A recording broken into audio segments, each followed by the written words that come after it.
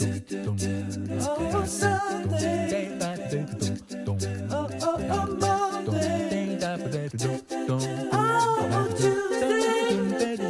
Oh, Wednesday. Thursday. Hi everyone, welcome back to my channel. I'm Miranda and I share all sorts of things to do with parenting, to do with understanding yourself, lots and lots of different things like this.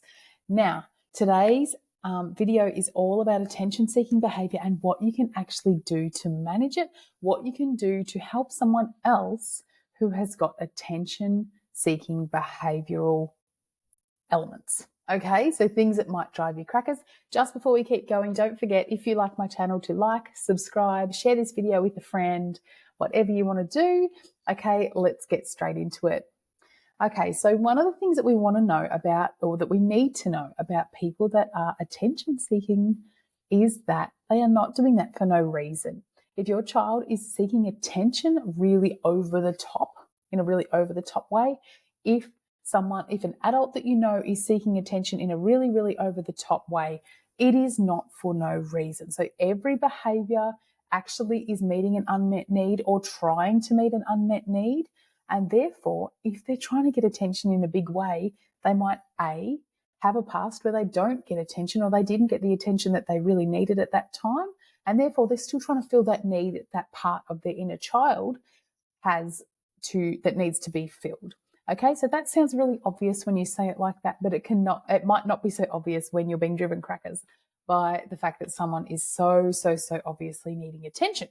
So it's just really helpful to be aware of that. It's really helpful to have that sort of awareness in your mind, because then you can have a little bit more empathy when you are managing these people or dealing with these people on a regular basis. Now, how do we actually deal with these attention-seeking behaviors? Now, attention-seeking behaviors, again, can be a massive range of behavior. Okay, it could be that really loud, explosive, over-the-top, full-on, cocky behavior that we might assume is attention-seeking behavior. But it can also be one of those ones where you make yourself go smaller in order to get sympathy from other people, in order to get, more attention basically from other people. It can also be, and I've seen this before quite a bit in women. It can be, and in men too, but in women, it can be one of those moments where you seek attention by drawing negative attention to yourself.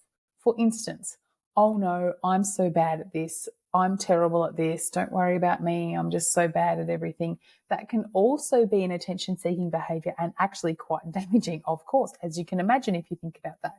So it's really worth seeing actually what that attention-seeking behavior is, and then working out how you can not necessarily stop it because it's someone else, but how you can positively influence their behavior and their self-worth. Because at the end of the day, this is a self-worth issue. Most of the time, attention-seeking behavior is a self-worth issue. Okay, sometimes there are other things underlying, but most of the time that is what the cause is. Okay, caused by all the things that we've already talked about. All right, so what can you actually do? So something that you can actually do is to make sure that you are not rewarding the behavior. Now, that's not to say that you don't give them attention. Of course, you can give them attention. If someone is doing something that is an overly obvious attention-seeking behavior, then what you can do is actually go, all right, what is fulfilling the attention in the way they are wanting? And then actually on the underside of what they're wanting is this type of attention. They actually really want to be affirmed and loved and treated really beautifully, but they're going about that by yelling and getting everyone to try and go in with their big activity. You do not have to reward that behavior. In other words, if your child or if your partner or if someone is throwing a big tantrum because they want to have a certain thing, you don't have to give them the thing. All right, that's then rewarding the behavior. Yes, and we all know that's going to end in a massive tantrum next time, whatever it is doesn't happen. That doesn't matter if they're an adult or a child, can we just say?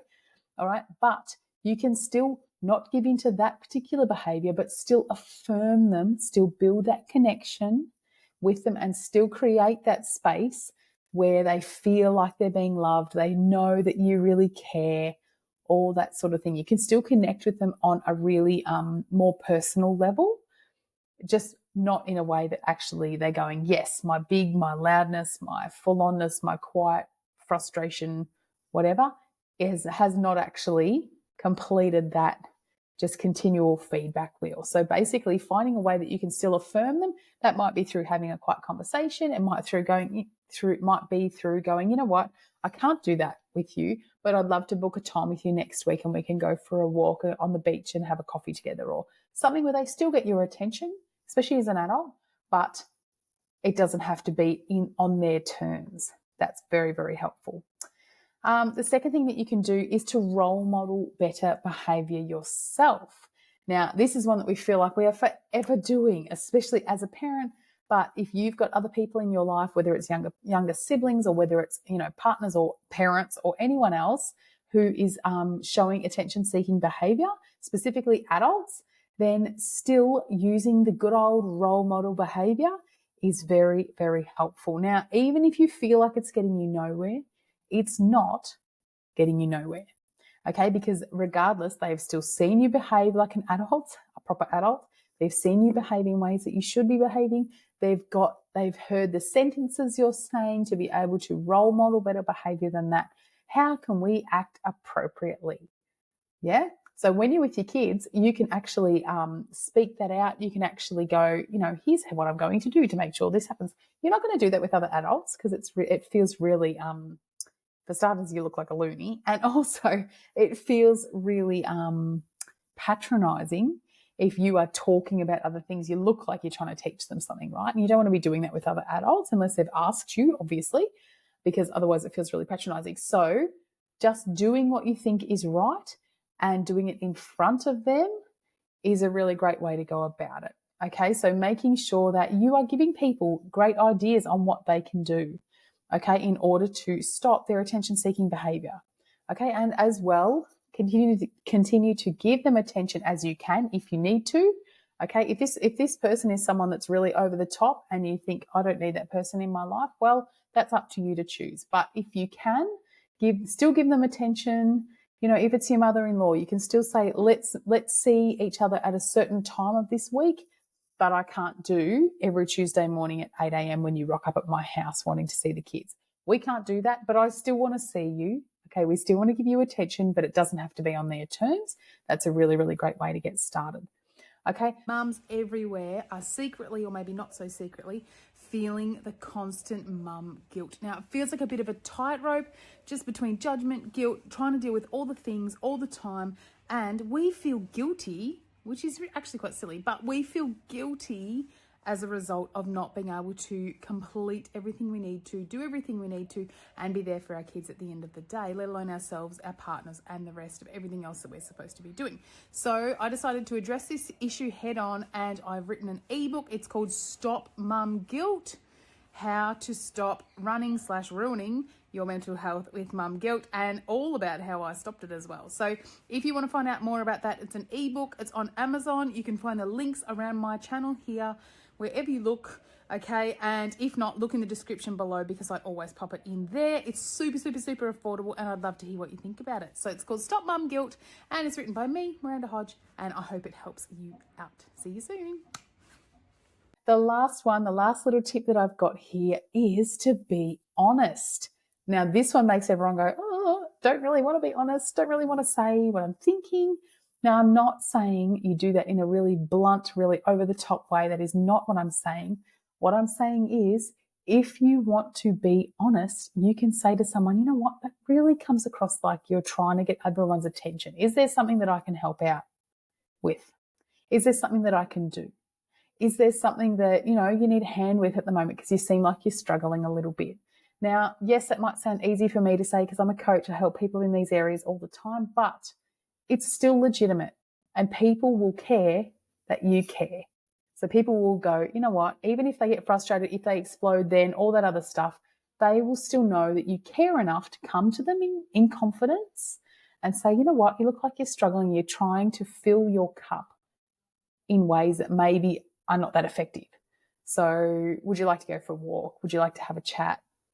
Is there something going on that maybe we can help with? Having those conversations He's super helpful, and it's just all about being honest. Like, at the end of the day, we all struggle with this stuff. Everyone struggles with different areas in this and in every other area, pretty much. So going through those things is very, very helpful, because you want people to know that you are on their side, because they're looking for attention. They actually just want someone who cares. That's what attention-seeking behavior is all about. Someone who cares, someone who really, really gets them. That's what everybody's looking for. All right, so before you start any of these, don't forget that understanding is always the way to start. So having that understanding that, you know what, they might be like this because they've missed out on attention somewhere. They might have a new baby in their house if they're a child. They might be someone whose partner is constantly at work, or is going through a really hard time, or, you know, have had something happen in their family if they're an adult, and they might be really struggling with the lack of attention that they're used to receiving. Okay, or if they're an adult, they might have not received attention when they were really small. They might have a deep mother wound. We don't know, so we just have to go, we're going to just do the best we can. Okay, and some of the ways that we can do the best we can is making sure we're not rewarding bad behavior, regardless of if they're an adult or a child. Okay, the second one is to make sure that we are being a good role model. Okay, yes, it is not hard to be a role model. Just do the best you can wherever you are. You don't have to be perfect. Just do the best you can. Third one is to be honest. So sometimes people will go, whoa, when you call them out on that behavior. Sometimes they'll get really angry, and sometimes you have to go, okay, fair enough. That's okay. I know that they've had that behavior, and I'm here for you anyway. You don't go at it like a bull in a china shop, because then it's too hard. It can really create rifts in relationships. So just be careful how you say things, what you say, and how you bring it up. But at the end of the day, it can be really healing for people when you say, can I help you out? Because it seems like you're struggling at the moment. All right, so there's a few of my ways, attention-seeking behavior, especially in adults, how to actually manage it. And it's very similar in kids as well. Okay, if you really like this video, then I share videos here regularly, and I would love you to subscribe. I'd love you to share this with friends if you want to, and like this video if you liked it. If you felt like it, you walked away with something useful, then please do. Otherwise, check out the rest of my videos, check out the Mum Wellbeing podcast, and don't forget to grab your freebie in the link below. Bye.